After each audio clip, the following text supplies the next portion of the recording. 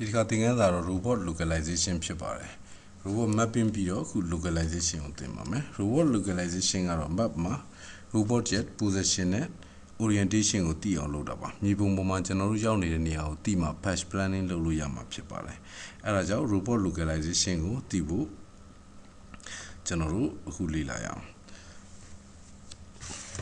အဲ့တော့အရင်သင်ခန်းစာတုန်းက launch တွေကိုပဲထပ်ပြီးတော့ launch ပါမယ်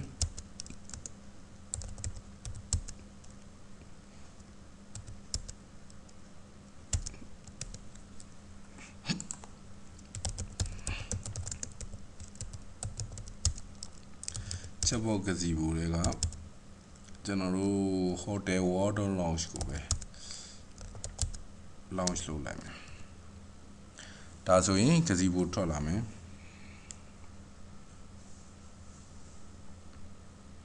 ဂစီဘူထွက်လာပြီးကျွန်တော်တို့က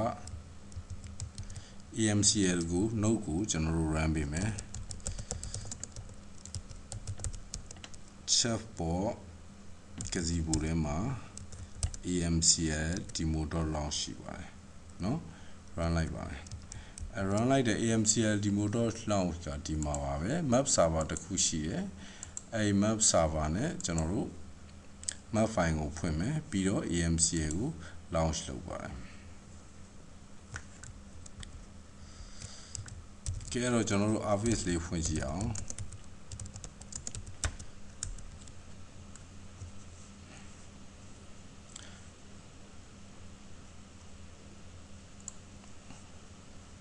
office ဖွင့်ကြည့်တဲ့အခါကျတော့ကျွန်တော်တို့ office မှာဘာလို့တွေ့လဲဆိုကျွန်တော် map ကို subscribe လုပ်ထားမယ် map ပေါ့နော် map ကို subscribe လုပ်ပြီးတဲ့အခါကျရင်ကျွန်တော်တို့ဒါကတော့ဒီမှာကျွန်တော်တို့ရဲ့ robot ပေါ့နော် robot ပြီးရင်ကျွန်တော်တို့ဒီမှာ AMCL ကိုဘယ်လိုလုပ်ကြည့်ရမလဲဆိုတော့ကျွန်တော်တို့ဒီ map ရဲ့ laser scan အပြင်ကို post array တစ်ခုလိုပါတယ်post array ကိုကျွန်တော်တို့ကဘာထည့်မလဲဆိုတော့ topic မှာ particle cloud ဆိုတာလေးထည့်လိုက်ပါမယ်เนาะ particle cloud ဒီဟောဒီမှာပါအဲ့တော့ particle cloud ဆိုတာပါလဲ particle cloud ဆိုတာတော့တကယ်တော့ robot ရဲ့ post ကမတိကျသေးဘူး algorithm က robot ရဲ့ post ကိုခံမှန်းတဲ့အချိန်မှာမြားလေးတွေကပြန့်ကျဲနေပါတယ်เนาะ robot ကို tele op ဖွင့်ပြီးတော့ robot ကိုရွှေ့ပေးခြင်းအဖြစ်မြားလေးတွေတစုတစည်းတွေစုစည်းသွားမှာဖြစ်ပါတယ်ဒီလိုဖြစ်ရတဲ့အကြောင်းရင်းရဲ့နောက်ွယ်ကတော့ MCL လို့ခေါ်တဲ့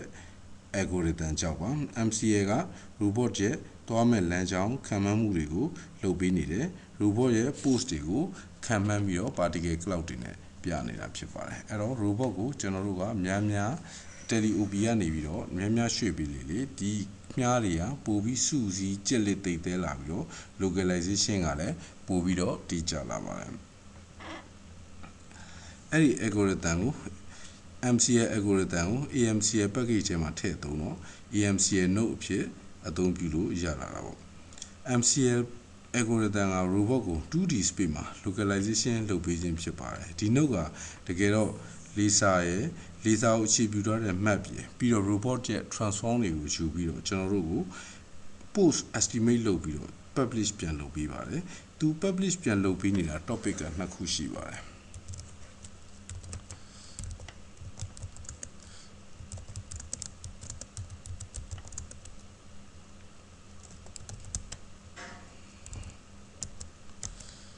နော် AMCL post ရဲ့ခုနကကျွန်တော်တို့ subscribe လုပ်လိုက်တဲ့ဒီက particle cloud ဆိုတဲ့ post ရပါနော်ဒါကသူ publish လုပ်ပေးနေတာပါ။ဟောကျွန်တော်တို့ reset လုပ်ချင်တယ် reset လုပ်ချင်တယ်ဘယ်လိုလုပ်မလဲဆိုတော့ service call တစ်ခုလုပ်ရမယ်။ ROS service call global localization ကို tag key နှိပ်လိုက်လို့ရှိရင် empty တစ်ခု service တစ်ခုcall လိုက်လို့ရှိရင်မြားလေးတွေကပြန့်သွားတာဖြစ်ပါတယ်เนาะမြားလေးတွေကပြန့်သွားတယ်အဲ့တော့ကျွန်တော်ဒီမြားလေးတွေပြန့်သွားတာကိုဘယ်လိုစူးစီးမလဲဆိုတော့ ROS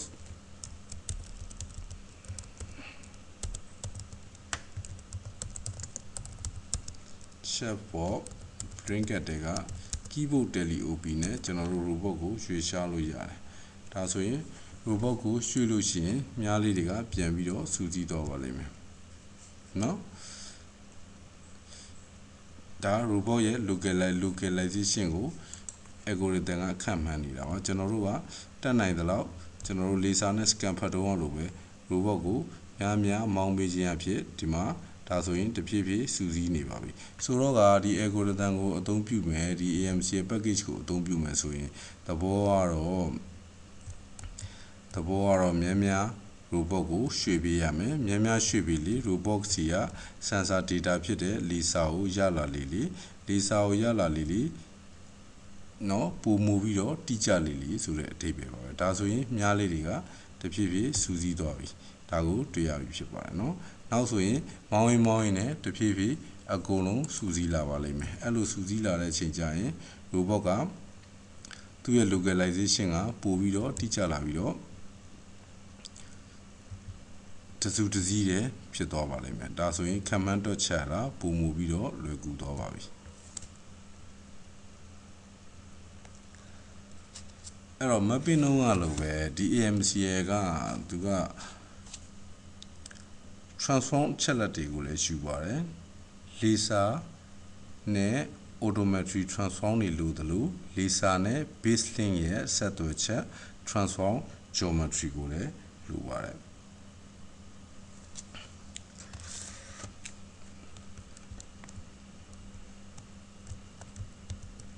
နောက်တစ်ခုကတော့ 2D post estimation မှာတကယ်မို့ robot က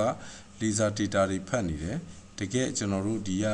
map topic နဲ့မကိုက်ညီဘူးဆိုရင် 2D post estimation ကိုနှိပ်ပြီးတော့ robot ကိုနေရာချပေးနိုင်ပါတယ်เนาะနေရာချပေးနိုင်ပါတယ်ဒါဆိုရင် robot ကအကြမ်းပြင်းသူဟာသူနေရာချပါလိမ့်မယ်ဒီ laser scan နဲ့เนาะပြီးတော့ကျွန်တော်တို့ line မောင်းပေးခြင်းအဖြစ်ပို့ပြီးတော့ခုနလိုချစ်လက်သိတဲ့အောင်လဲကျွန်တော်တို့လုပ်လို့ရတယ်ဒါဆိုရင်တော့ပုံမူပြီးတော့ precise ဖြစ်တဲ့တိကျတဲ့ကျွန်တော်တို့ဒီ robot ရဲ့ estimate post ကိုရပြီဖြစ်ပါတယ်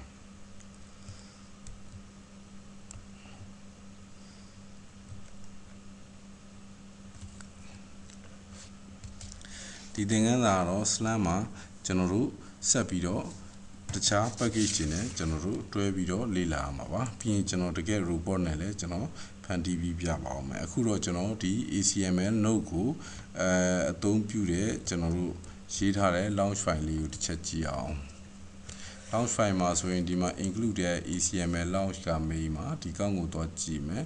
ဒီကောင်းဒီဘယ်မှာရှိလဲဆိုတော့ bracket ထဲမှာရှိတယ် bracket တွေက launch တွေက include ထဲမှာရှိတယ် ACML launch ပါသူ့မှာလည်း parameter တွေအများကြီးရှိပါတယ်ကျွန်တော်တို့ ROS wiki မှာသွားကြည့်ပြီးတော့အသေးစိတ်ကိုလေ့လာရပါမယ်ဒီမှာကတော့ frame တွေရှိတယ်udon frame base frame စသဖြင့်ရှိပါတယ်ဒီမှာတော့ udon model type မှာ differential drive ဖြစ်ပါတယ်ကျွန်တော်တို့ကဘိန်းနှလုံးနဲ့ရှိတယ် omni drive လို့ကျွန်တော်တို့ဘိန်းလေးလုံးနဲ့ h ရော y ရောသွားတဲ့ကောင်တွေမဟုတ်ပါဘူးနော်ကျန်တဲ့ parameter တွေကိုလည်း ROS wiki မှာဖတ်ပြီးတော့အသေးစိတ်လေ့လာနိုင်ပါတယ်လောလောဆယ်ကတော့ဒီ ACML node ရဲ့အလုပ်လုပ်ပုံကိုသိမယ်ကျွန်တော်တို့ ACML node ဒီlaser topic တွေနောက်တစ်ခုက map topic တွေကိုသူယူမယ် transform ချက်လက်တွေယူမယ်သူပြန် publish လုပ်ပေးတာကသူ post တစ်ခုကိုသူခန့်မှန်းပေးတယ်နောက်ွယ်က MCL ဆိုတဲ့ algorithm ကိုသုံးပြီးတော့ခန့်မှန်းပေးတယ်ကျွန်တော်တို့ကဒါကိုပို့ပြီးတော့ကြစ်လက်သိတဲ့အောင် 2D post estimation တွေရောဒီမှာအတုံးတွေရွေ့သွား robot မောင်းလိုက်လို့เนาะ 2D post estimation ရောနောက်တစ်ခုက particle cloud ကိုသုံးပြီးတော့ကျွန်တော်တို့ဒီမြားလေးတွေကိုစူးစီးပေးမယ်เนาะစူးစီးပေးပြီးတော့ကျွန်တော်တို့ရဲ့ localization ကိုအချမ်းဖြင့်တိကျအောင်လုပ်လို့ရပါတယ်နောက်သင်ခန်းစာဆိုရင်တော့အနေငယ်ပုံမူပြီးတော့ရှုပ်ထွေးတယ်လို့ပြောလို့ရနိုင်တယ် move base ကိုလေ့လာပါမယ်ဒါပေမဲ့စိတ်မပြတ်ပါနဲ့ move base ကတကယ်ကောင်းတဲ့ပိုင်းကိုရောက်ပါပြီ robot ကို autonomous သွားဖို့အတွက်ကိုခိုင်းလို့ရတဲ့အဆင့်ကိုရောက်ပါပြီနောက်သင်ခန်းစာကျရင်ပြန်တွေ့ပါမယ်ကျေးဇူးတင်ပါတယ်